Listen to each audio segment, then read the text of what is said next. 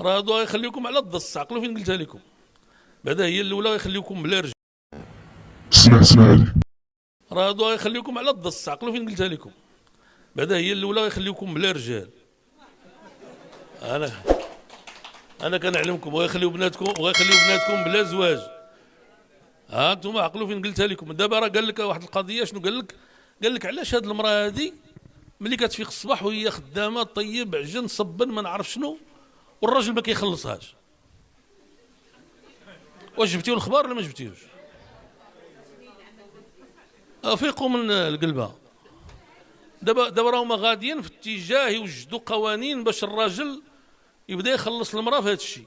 مزيان، العيالات غيقول لك والله الا هذه زوينه نبداو نتخلصوا ما نبقاوش خدامين فابور.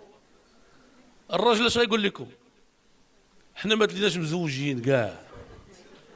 راه هذا الشيء اللي وقع دابا هذا الشيء اللي وقع في اوروبا.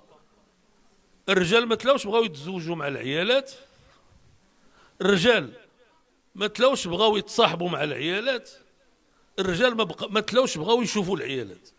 تيقوني ما تيقونيش، دخلوا للانترنت تشوفوا هذا الشيء.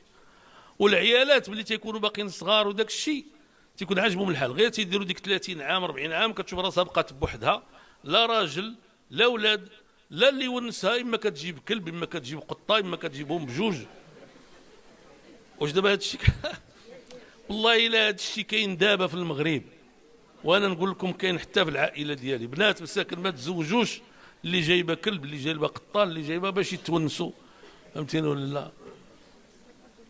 لان دابا الراجل، سمحوا لي، دابا الراجل ملي تقوي عليه في الاخر غادي يهرب وغادي يحل المشاكل ديالو كيف ما جبر.